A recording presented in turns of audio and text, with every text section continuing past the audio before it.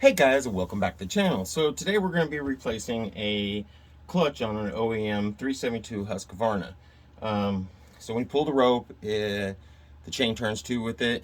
And anyhow, I always talk about Jobu, how he's manhandle stuff. So anyway, I broke the rope even doing it. So anyhow, this is a socket. All I've done is replace, pull the drum off and everything, get to the clutch, and pretty simple process. Of course, these are reverse threads, so right to take off, left to or right to loosen, left to tighten. It's even hard to say it, huh? All the reverse things are so much different than everything else.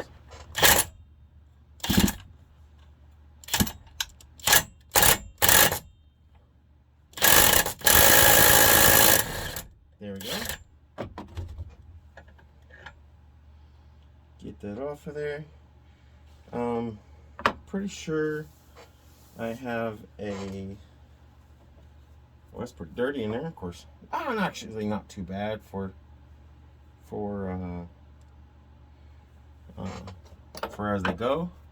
Anyhow, I have a new clutch to put in. We're going to go ahead and inspect this while we're in there. And looks pretty good. Yes, sir. Looks pretty good. Okay, so let's go ahead and I'm going to clean this up a little bit here before we put our bearing back on it. But so we're going camping this weekend, and looking forward to that. We're actually going to build a miniature little cabin while we're out there on wheels. We'll show you guys some footage of that.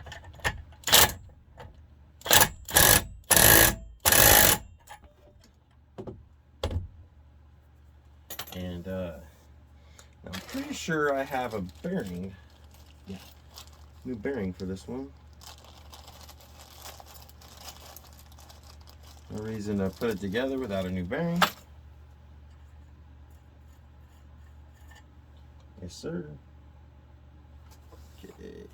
And I should probably just use some grease, but I don't have it on hand right now. So we're just gonna use a little bit of two-stroke oil, something to kind of lube it up. Better than nothing. I'll take it apart and put some grease in it later. Two-stroke for everything, huh?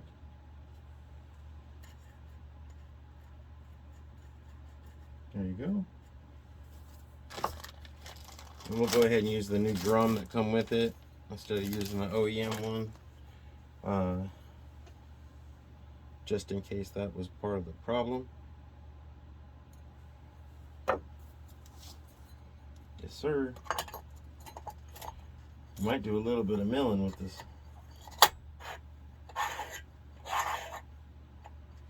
weekend, and so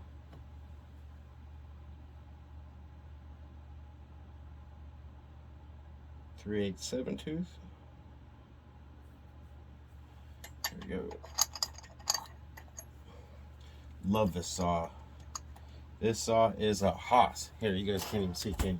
So anyhow, after you put the drum on, you put your bearing on the clutch, and then you put your bearing on, and then you lube it with something better than two-stroke, and we're fine for now. And then you just put the this E-clip in.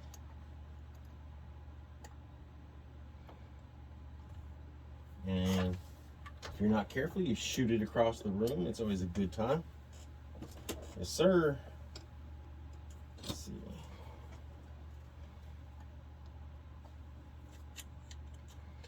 Yep, going camping, more family time. Sorry the videos have been a little slow. We've had to pay attention to a few other things lately. So y'all notice I did some recycling on the video from yesterday. I sure did. Did a bunch of my favorite cuts. Oh, there's about 5 minutes of just cutting action of all the clones and different saws cutting. I thought it was cool, so that's what we did. So anyhow, there you guys go. A relatively simple fix for your saw for a 372. All your clutches are pretty easy to replace on any chainsaw actually, and but this will get us back in the action right here, or should. Yeah, that bearing was no good. Now I'm gonna be honest, I hadn't replaced this bearing or none of that since it came out of that barn, because this was a barn find, and so it needed it.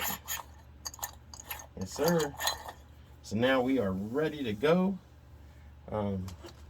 But I had to replace the pull rope too, because I janked that sucker straight out of trying to start it. I think it was running good at first. I should have oiled it with something, and it was running great. Matter of fact, there's footage of it running when I first got it going, and then suddenly just locked up. And speaking of clutches, so the milling saw, the 660 Husqvarna that I do all my milling with, a spring broke on that clutch, and it too was just staying running. And you pull it started. So I finished the log we were processing, just let it keep going in between cuts. Matter of fact, it was in a video. You guys just didn't notice it because I didn't want to hear all, "That's dangerous." I know, you just stay away from it when it's spinning. So I finished the log, because who wants to set back up just for a quarter of a log, and stayed away from the blade. But yeah. So anyhow, I have one coming in later today actually, and I'm going to install that before going out. So we'll probably do a quick video about that. I'm looking for. I like the Husqvarna version of the filter. You notice that it has its own little wing nut built onto it. That's kind of cool. I also like the boot, the adapter to the carburetor for these. It has the deal that sits right on it. It's really kind of cool like that, and it screws down on it. Instead, it generally comes up through the other. This one's I like the system better, and it has a better resting place for the stabilizer. All the parts do fit from the Chinese clone and back and forth, although sometimes slight differences on how they are put together. I'm actually looking for my spark plug. There it is. And a lot of times I'll replace the spark plug if I take it out, simply because you can lose part of your seal. I've known a guy here on YouTube that says he changes them every time he pulls them out. I'm not going to go that far. We'll see if I have any issues. I might do a compression test, but I typically don't have any issues with them running after that. But if I do, it's one of the first. And I think his point would be is that you do lose some I mean, the minutest compression, but I don't know. What do you guys think? Throw it down in the comments if you would replace your. They are cheap. They are cheap. Spark plugs aren't that expensive. So throw it down in the comments if that's something you would do, or if that even makes sense to you. So there we go. We're all back up and running. Yes, sir. All OEM. It's got a lot of compression. This one's been. Let's see. Is this one ported? I don't think so. No. Just cleaned up the cylinder. Did a base gasket delete, so it's got more compression. Probably because of that. But anyhow, there we have it, guys. Appreciate y'all stopping in. Stay tuned this weekend. Let me see. I'll put a video together Sunday night and probably upload it Sunday evening or Monday morning about our adventure and building this little cabin on wheels, little roller cabin. Appreciate it. See, we also have other builds coming up in the future. I tell you what, a build that I'm really looking forward to, I say build, is just porting the 288. The 288 is a beast all by itself. But when you port them, they're just out there. They're great. We're going to finish another 380, do a 381. Spoiler alert, I've already started the cylinder and the port work for it. I had timed it and got it where I wanted it as far as numbers. Look at that exhaust. Not too bad, not too bad, not too bad. Widened out the intake, yes sir. And so I still got quite a little bit more work to go with that. But I'm getting, actually, if the saw is still in parts, and so I'm getting ready to start the actual build process, put the case together, so on and so forth. So we will record all that and kind of piece it all together and first starts and everything together. I had a subscriber say, hey, you'd like to see like some builds with it all together in one video, and so that's what we'll do. We'll put it all into one and kind of edit everything together where it's not just 5 hours long. Probably end up being about 45 minutes. So I got that going, and oh, I've got a 362 to repair. I put a new top end in, which is basically a lot like the 311 with some M-tronics in it, I believe. Is it M-tronic? I think so. Anyhow, a top end to replace in that, and probably port it while we have it apart. Oh, got a 390 top end to put in a 290. So like a 290, 390 sleeper. So that's coming up soon. And so anyhow, guys, I appreciate you stopping by. And as always, guys, stay safe.